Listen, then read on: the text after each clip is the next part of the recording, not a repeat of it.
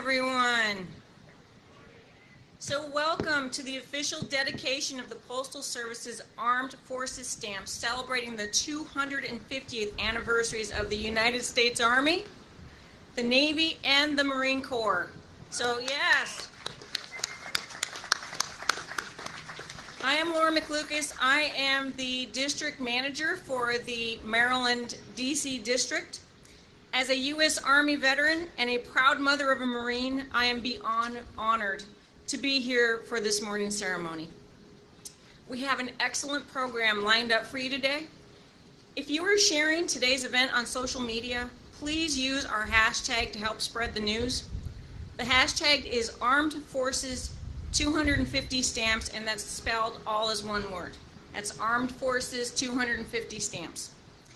At this time, we ask that you please stand, if you are able to do so, for the presentation of colors by the Joint Service Color Guard and performance of the National Anthem by Master Gunnery Sergeant Kevin Benier and the U.S. Marine Corps Band.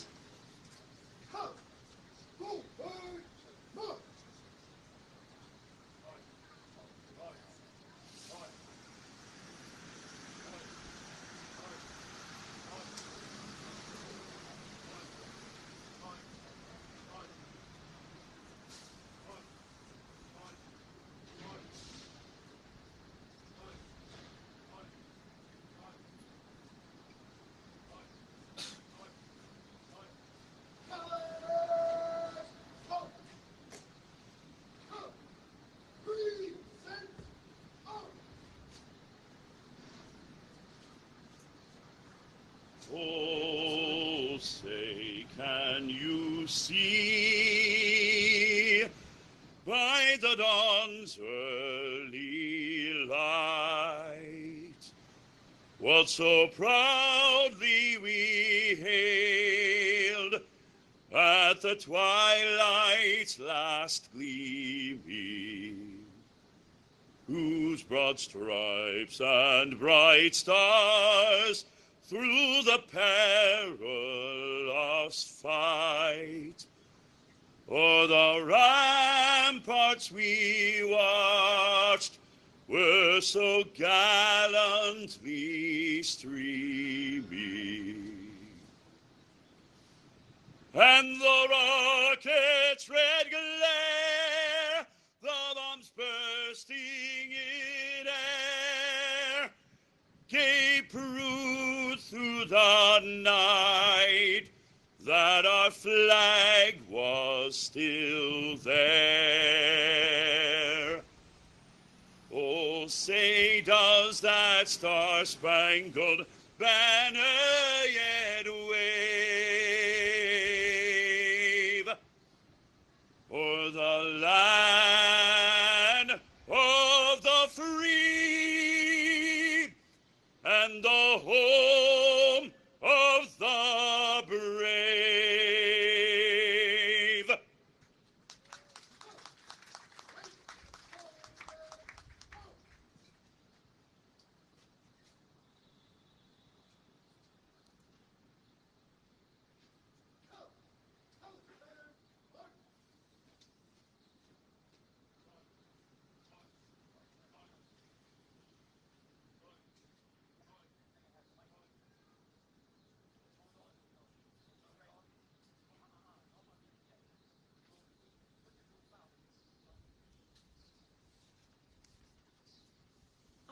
Please be seated.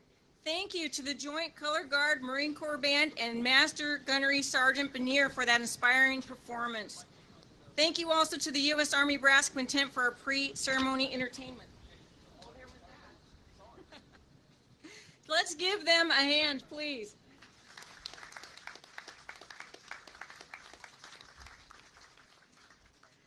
At this time, I would like to acknowledge our special guests. Obviously, our partners that helped put this event together, the United States Postal Service, the United States Army, the Navy, and the Marine Corps.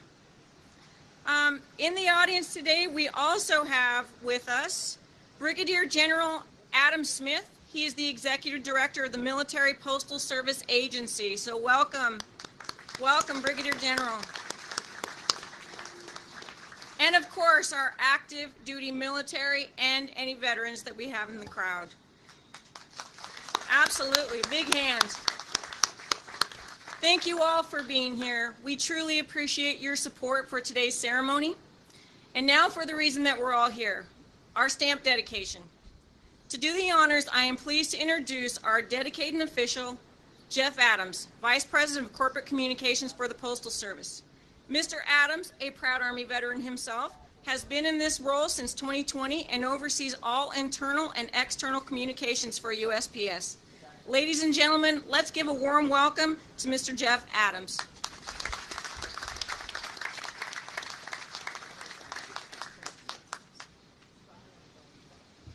All right, let's get this situated here.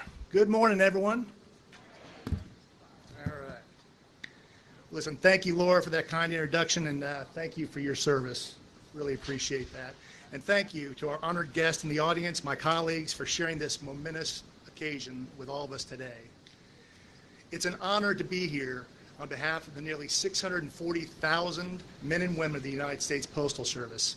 In fact, it's especially a humbling and personal moment to be here as we celebrate the United States Army, Navy, and Marine Corps with the unveiling of our new commemorative forever stamps as they mark their 250th anniversary.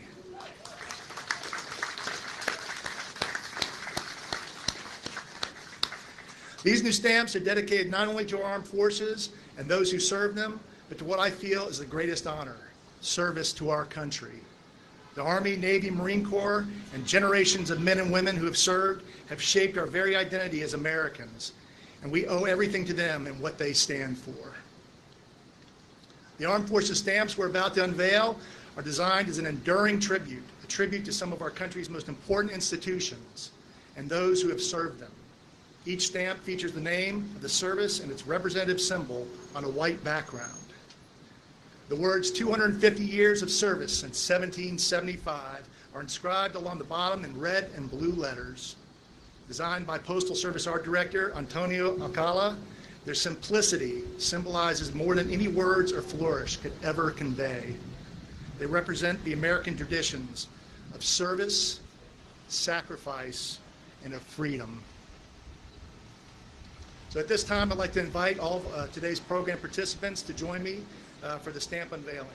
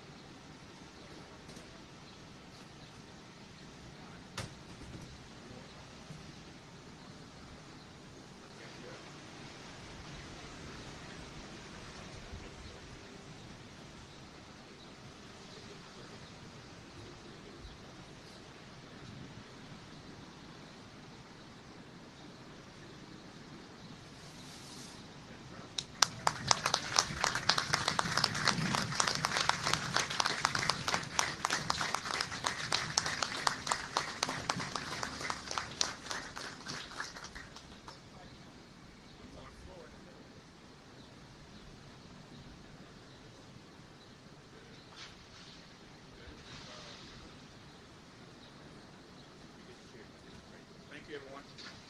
Take a seat.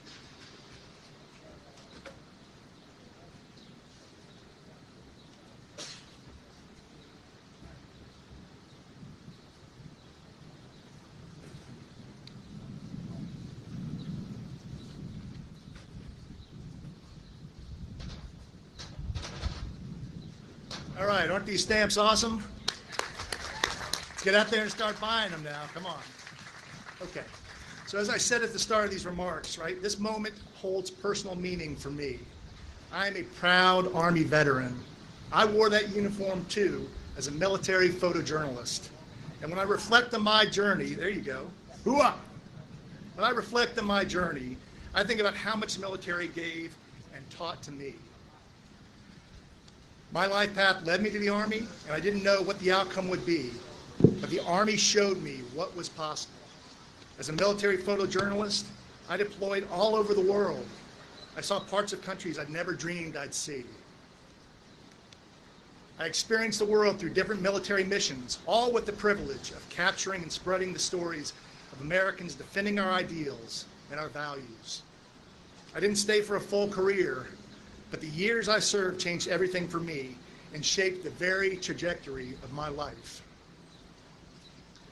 Most importantly, my service taught me to answer to a higher calling, what it means to be something bigger than yourself. And now, as a proud member of the Postal Service, one of the nation's largest employers of veterans, nearly 73,000 vets, I continue to serve in a different way. Because that feeling I get from service to our country, instilled in me from my time in the Army years ago, never left me.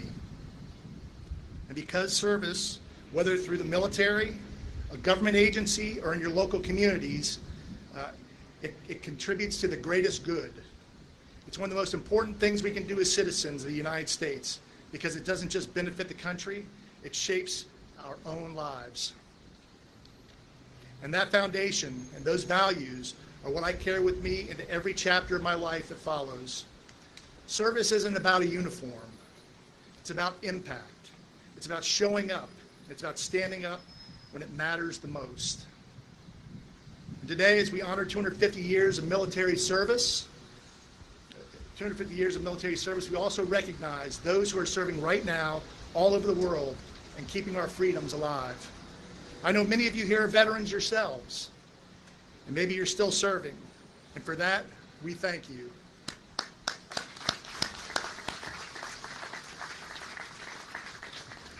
Or maybe those here today have family, friends, loved ones in the Army, the Navy, the Marine Corps, the Air Force, the Coast Guard, the Space Force.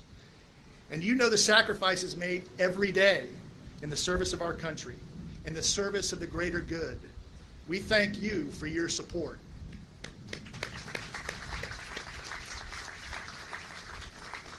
Let these stamps serve as reminders for every American that freedom didn't come easy, and it doesn't stay unless we protect it. Let these stamps serve as a lasting symbol of courage, of commitment, and of country. For me, this moment is a moment of reverence, a chance to recognize generations of great Americans spanning a quarter of a millennium. To all of our men and women in uniform, past and present, we thank you, and we stand with you. May we always honor the legacy that brought us here, 250 years strong. Thank you very much.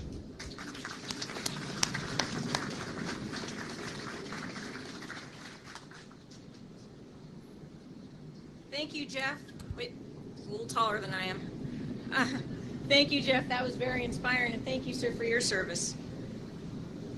All right, next, I am pleased to introduce Lieutenant General Gregory Brady, Inspector General for the United States Army. Lieutenant General Brady is a Chicago native and a 1991 graduate of the U.S. Military Academy. He assumed the role of Army Inspector General this year and is responsible for promoting service-wide accountability, integrity, and readiness. Please welcome General Brady, Lieutenant General Brady.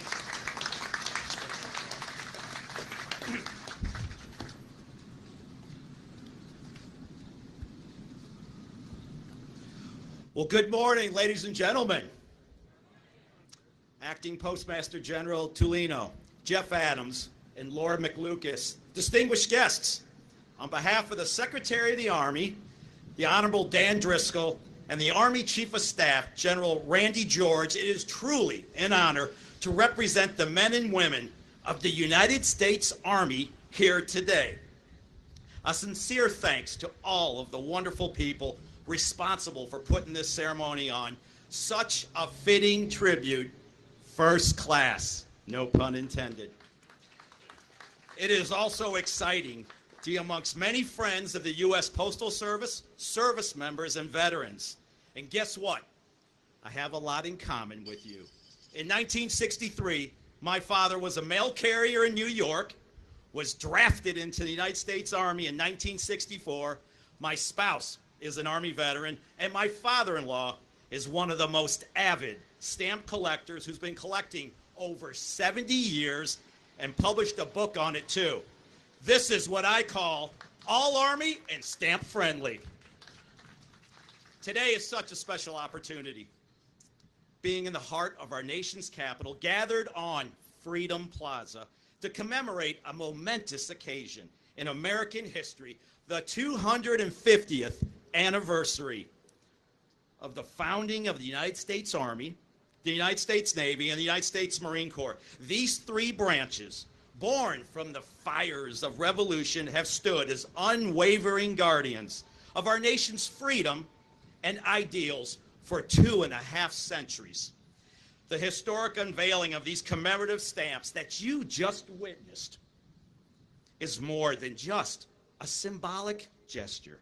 It's a testament of the enduring legacy of valor, warrior ethos, and unwavering dedication embodied by every soldier, sailor, and Marine who has worn the uniform. From the battlefields of the American Revolution to the mountains of Afghanistan, these brave men and women have answered our nation's call with unwavering courage and selflessness. As we honor 250 years of history, we also look forward to the future and American military's impact in national security. A recent example is the Army's Transformation Initiative that will transform the Army faster than ever to deliver critical warfighting capabilities, optimize our force structure, and eliminate waste and obsolete programs. This transformation will ensure your Army continues to be the most lethal land force the world has ever seen. And we'd also like to continue to provide you a front row seat for your Army with a special invitation to our 250th birthday celebration right here on the Mall on June 14th. How about a round of applause? Today's important commemoration should not close without recognizing the huge morale booster that the Postal Service has been to our military. Generations of military personnel serving in foreign lands deployed. I can attest to this firsthand. They've always cherished those 2 words when first sergeant's coming in with that big bag. Those 2 words are mail call. High points of their months and years away from home. Mr. Postmaster General, Team USPS, thank you. I sincerely hope when Americans see these stamps on their letters and packages, they will pause, if only for a moment, to reflect on the extraordinary legacy of the United States Army, Navy, and Marine Corps, and the debt we owe to those men and women who serve. Let this stamp serve as a small but meaningful reminder that without our soldiers, sailors, Marine, airmen, and guardians, there would be no land of the free. Freedom is not free, and what they represent is what makes this nation so great. This will defend. Peace through strength. Thank you.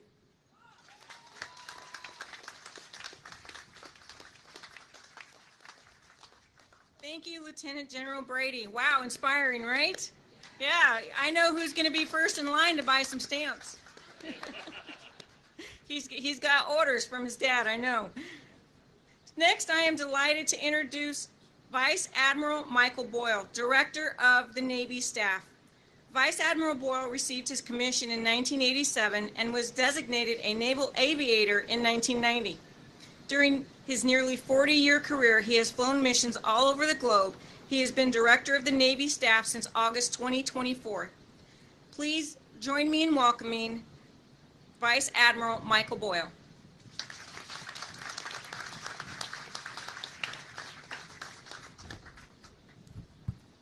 I didn't know I was going to have to follow radio voice Greg Brady.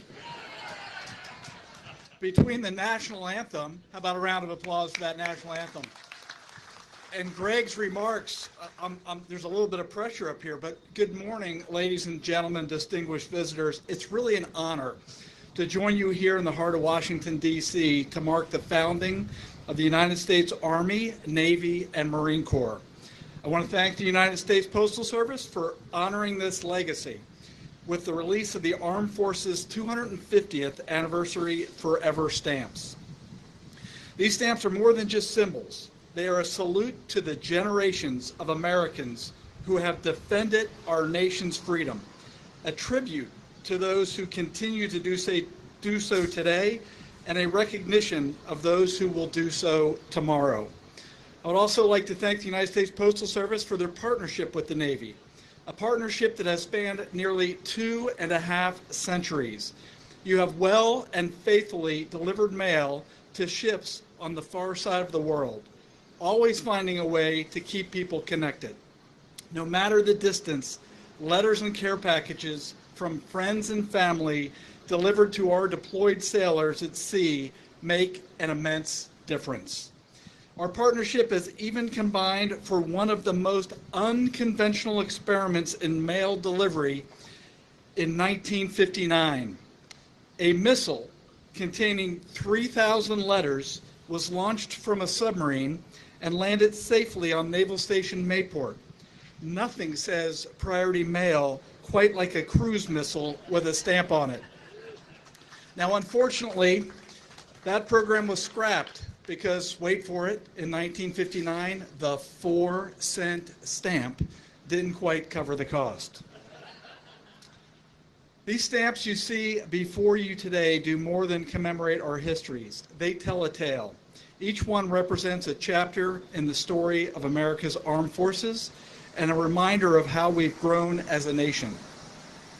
For our Navy, that story began in October of 1775 when the Continental Congress authorized our first 2 vessels to intercept British supplies. Early victories helped us define who we were. When the USS Constitution defeated HMS Guerriere during the War of 1812, it wasn't just a tactical victory. It was a thunderous declaration that America would not back down. Old Ironsides, as she came to be known, still floats today as a commissioned warship, a testament to that enduring spirit. From those earliest days until now, our Navy has kept that fighting spirit alive. It was alive in John Paul Jones when he declared, "I have not yet begun to fight," and Admiral Farragut when he ordered, "Damn the torpedoes, full speed ahead."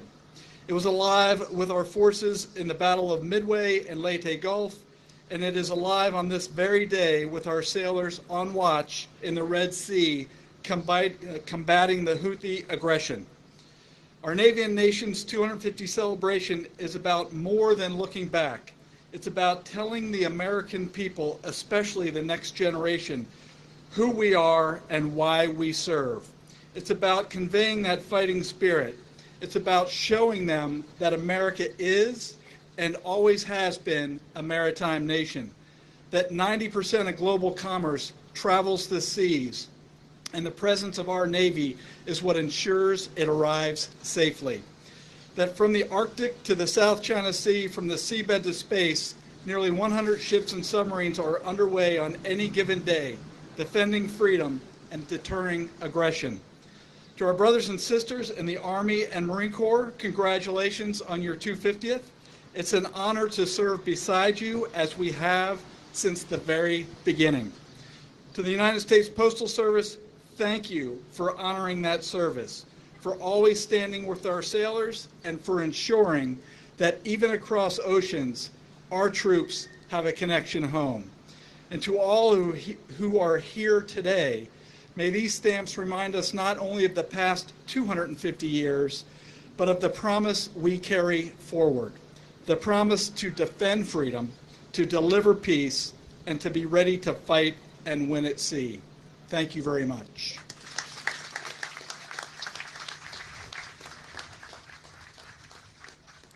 Thank you, Vice Admiral Boyle. Wow, tugs at the heart, doesn't it? Makes you proud. Proud to be an American. Proud to be a veteran. All right, our next speaker this morning is Lieutenant General Paul Brock, Director of the Marine Corps Staff. He was commissioned in 1988 from the U.S. Naval Academy and has been deployed around the world as a naval aviator. Prior to his current assignment, he was Commandant of the National War College right here in Washington, D.C. Please join me in welcoming Lieutenant General Paul Brock.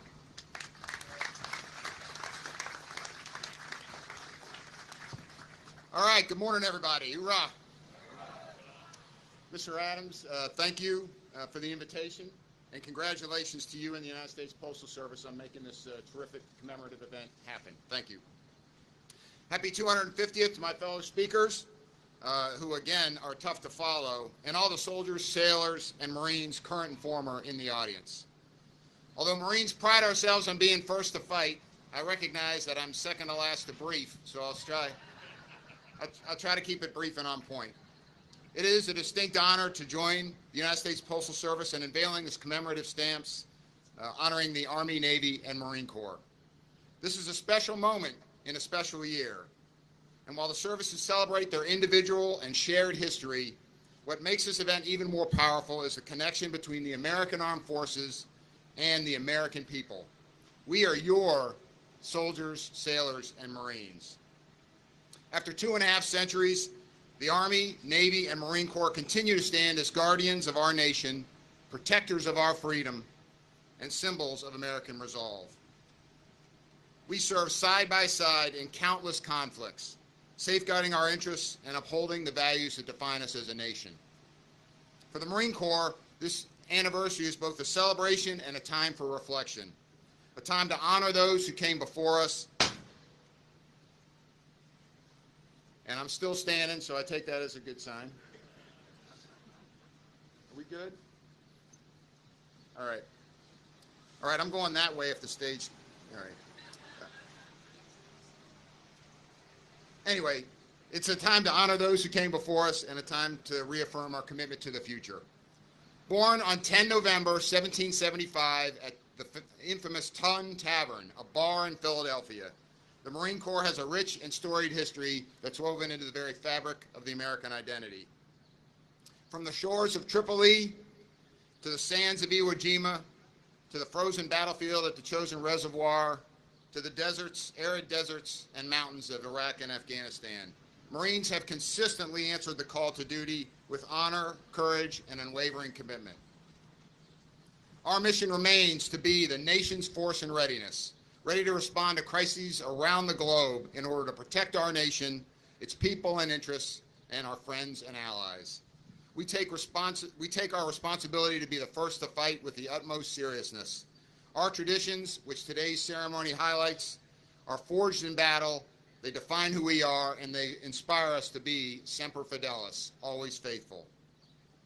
The Postal Service's decision to honor these anniversaries is both a testament to the enduring legacy and unwavering dedication of the American military and a reminder of the special relationship the Postal Service has with our armed forces. If you want, as was mentioned by General Brady, there's no better way to lift immediately the spirits of a deployed Marine than to holler mail call, and God help you if you're not telling the truth. I still have letters that my wife wrote me when I was a young first lieutenant overseas on my first shipboard deployment, and I cherish the pictures that came through the mail from my children the first time I went to war. Precious memories made possible by the United States Postal Service. That connection remains strong to this day, and I thank the USPS for helping us share this great milestone with all Americans. These stamps will travel around the world and across our nation, carrying with them the message of patriotism, service, and unwavering dedication. Thanks again for the opportunity to be a part of this special and historic event. To the Army, the Navy, the Marine Corps, and those gathered here today, Semper Fidelis. You're up.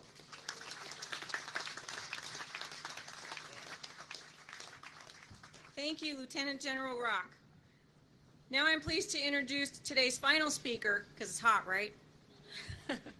USPS Military Program Specialist Marty Miras. Mr. Miras is a retired Army Command Sergeant Major who is responsible for supporting the more than 70,000 military veterans employed by the Postal Service. Please welcome Marty Miras.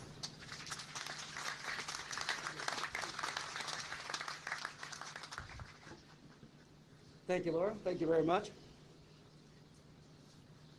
Can't go without the U.S. Army Cavalry, right?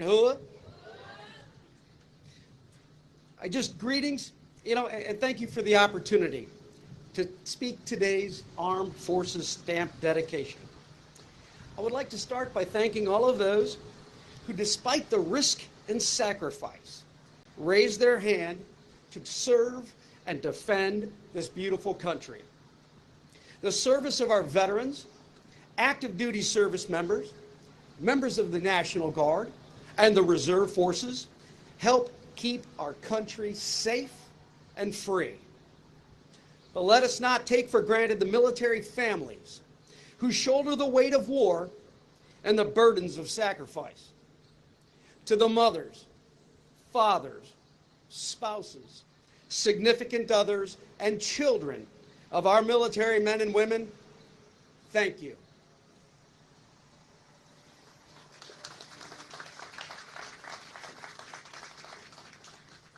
In 1775, three institutions that became the cornerstone of our fledgling nation came together into existence.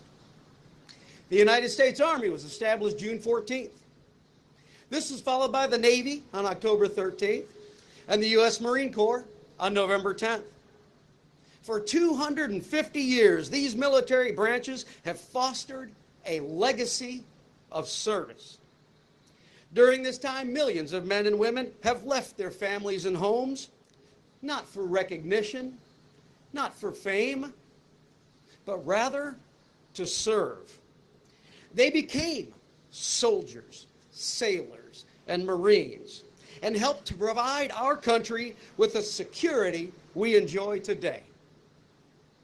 Nearly 73,000 veterans have continued their service with the United States Postal Service. This includes veterans of the Army, Navy, Marines, as well as our veterans of the United States Air Force, the Space Force, and our Coast Guard. In fact, the Postal Service regularly partners with national veterans organizations to recruit former service members into our ranks. Our outreach, combined with the internal efforts to inform and promote veterans, has made the Postal Service a strong career choice for those leaving the military. Our organization is consistently rated as a top employer for veterans. With the Armed Forces commemorative stamps, the Postal Service continues the traditions of honor and respect for our service members and the institutions they serve. In times of war and peace, patriotic Americans have served with honor and fidelity. Some people live an entire lifetime and wonder if they have made a difference in the world. I can tell you, each one of you makes a difference every day with your honorable service. Sometimes that service leaves scars, ones that can't always be seen. General Douglas MacArthur once said, "The soldier, above all others, prays for peace. For it is the soldier who must suffer and bear the deepest wounds and scars of war." The legacy of service I spoke of doesn't end when the service member comes home and hangs up the uniform. That's because the legacy doesn't belong only to them. We must take it upon ourselves to continue the legacy by supporting those struggling with physical and mental challenges. Sometimes just sitting down with talk with a veteran or their family members can go a long way. Let them know they are not alone. Because like the Army, the Navy, the Marines, and even the United States Postal Service, they deserve a legacy that endures. Thank you all for your attention today. Thank you for coming, and have a great day. Thank you for your service. Hooah!